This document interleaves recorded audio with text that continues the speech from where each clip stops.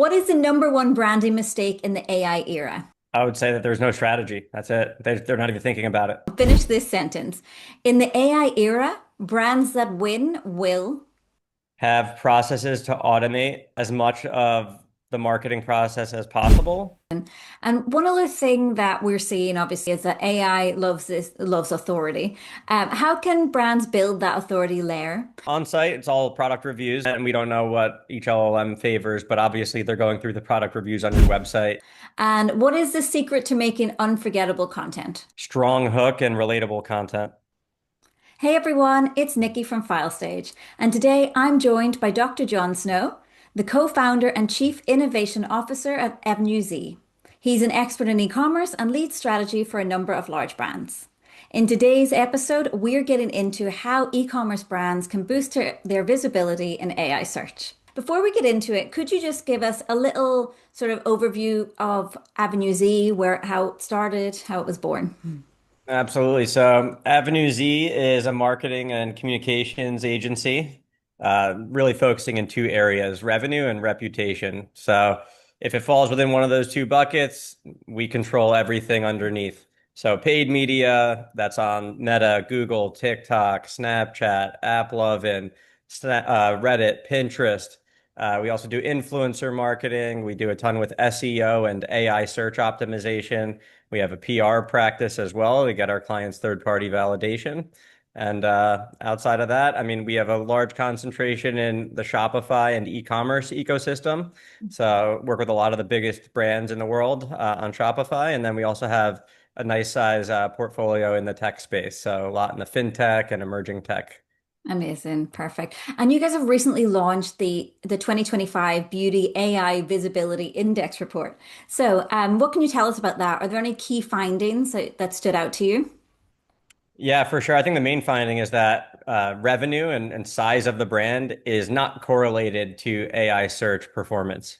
Okay. So that's good news for the smaller emerging brands that are more urgent and flexible Yeah. and are quick to adapt new tactics. Some of the bigger brands out there, I think of the top 60, all were fairly large in size, but ranged anywhere from 10 million up to a few billion in revenue.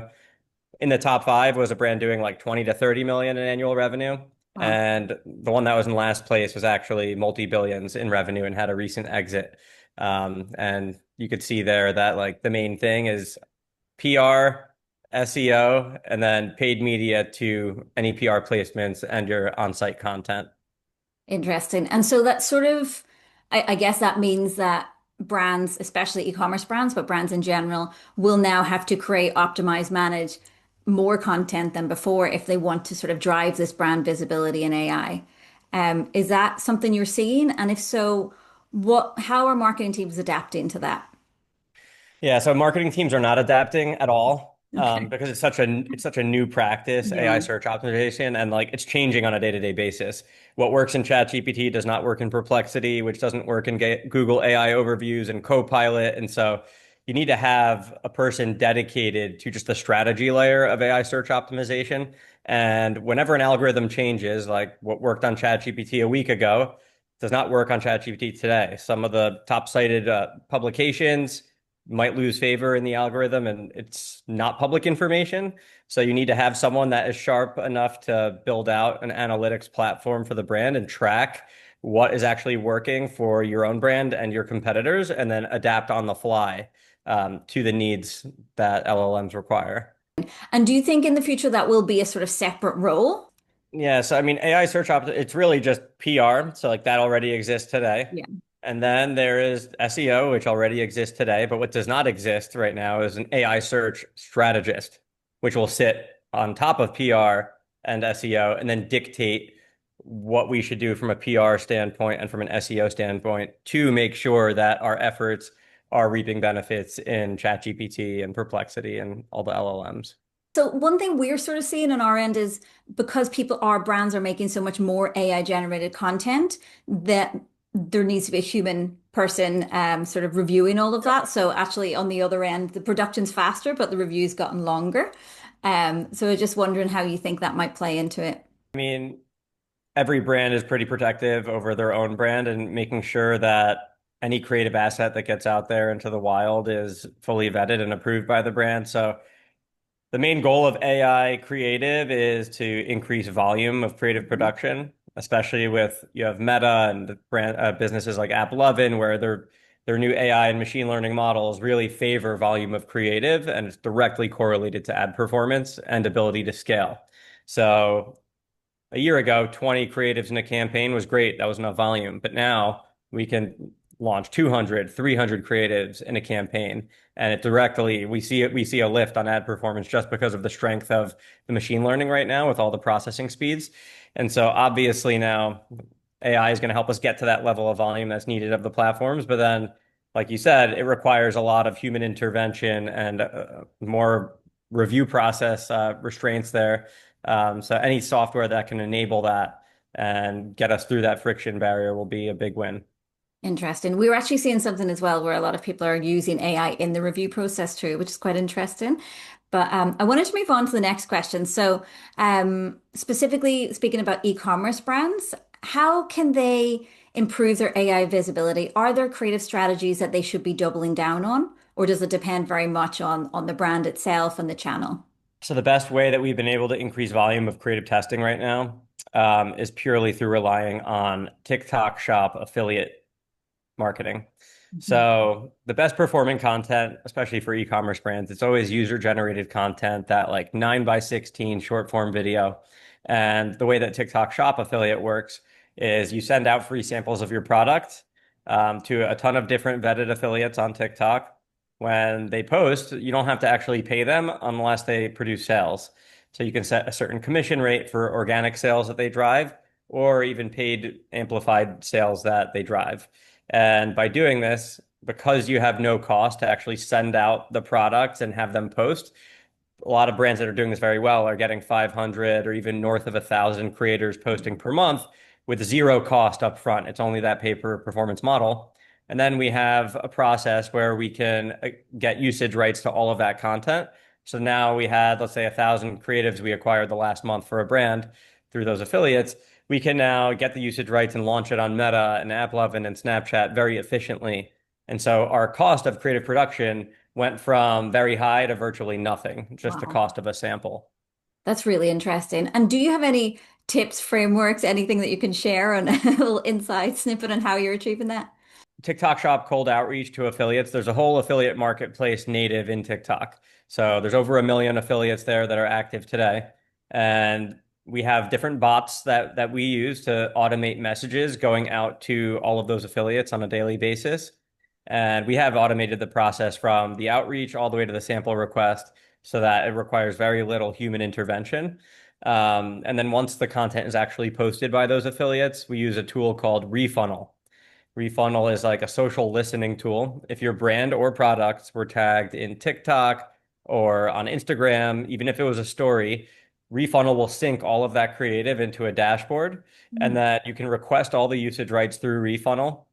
You could even get access to a TikTok influencer's Facebook and Instagram page through Refunnel to run ads of their TikTok content on Instagram and Facebook. Wow. And that's what everyone calls either whitelisting ads or partnership ads on Meta. And that's the easy way that we've been able to translate all the success and traction on TikTok to the other channels. That's super interesting.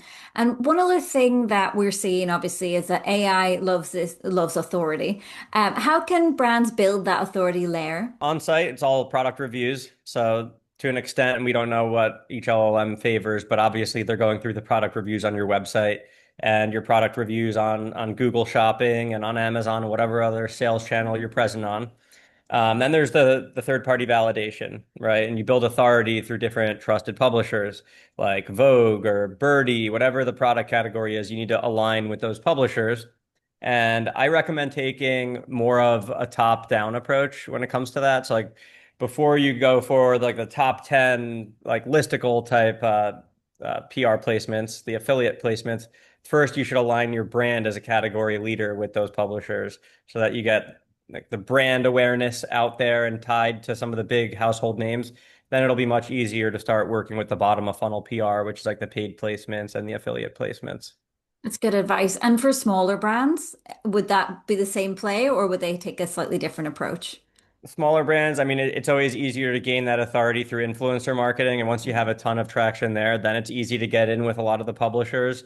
Or you just build publisher relationships from day one, send the free products out to the publishers you desire to align with, go to trade shows. It's all about relationship building. So you got to hustle from the ground up when you're a smaller brand.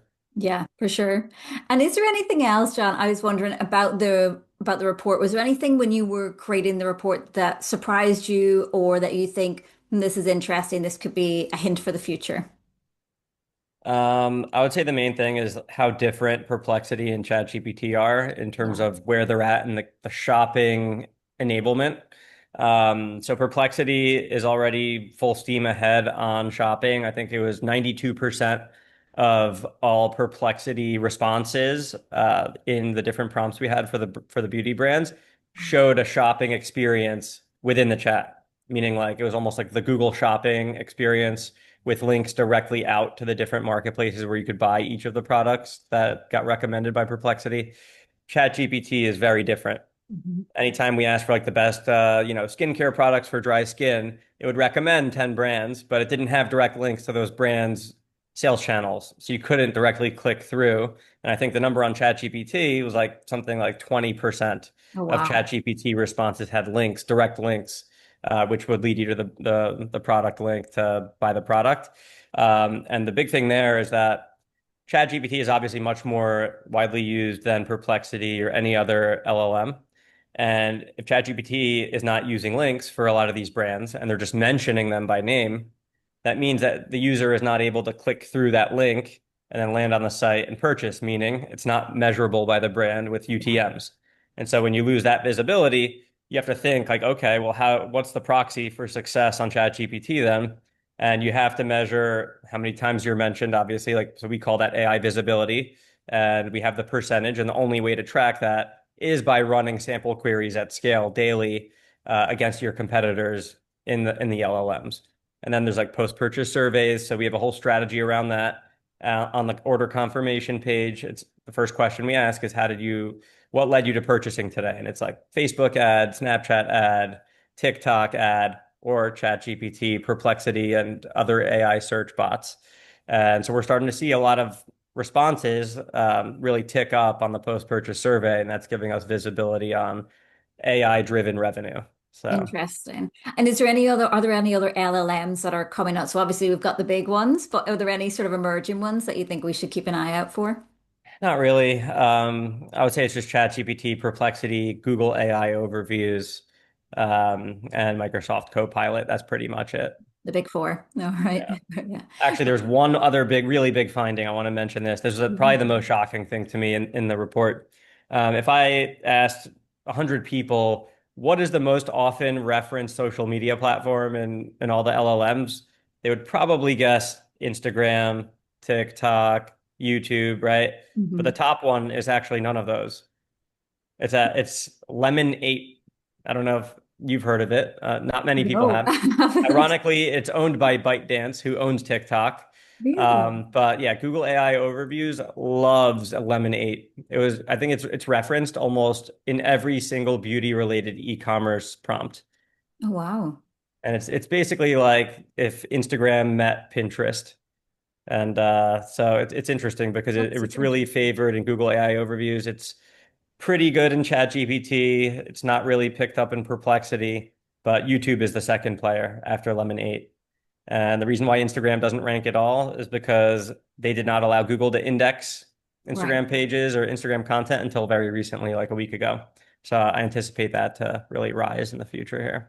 That's interesting. Okay. I've learned something new. I've never even heard of that platform. But so before I let you go, I wanted to finish with a bit of a speed round. Don't worry, they're not too much pressure, but I'm going to ask you questions and I want you to answer in as few words as possible, a couple of words. So just off the top of your head. What is the number one branding mistake in the AI era? I would say that there's no strategy. That's it. They're not even thinking about it. Yeah, 100% agree.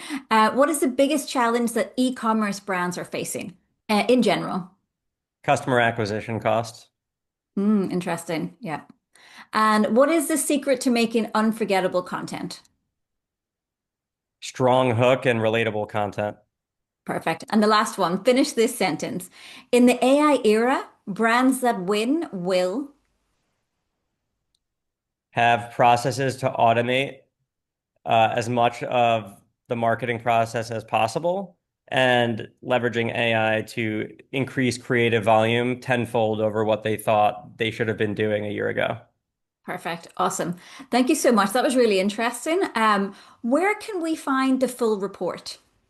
Full report, if you go to avenuez.com, there's an AI research section on the menu bar. You just click down there, and you'll be able to access all of our different AI search visibility reports. We have different verticals. We have fintech. We have obviously the beauty one, and we have a bunch more e-commerce reports coming out in the near future. Amazing. I'll put a link as well in the description so people can easily find it. Um, Yep, so thank you so much for your time and for sharing those insights. I'm sure a lot of people watching will find them super interesting. my pleasure. All Have a right. good one. You too.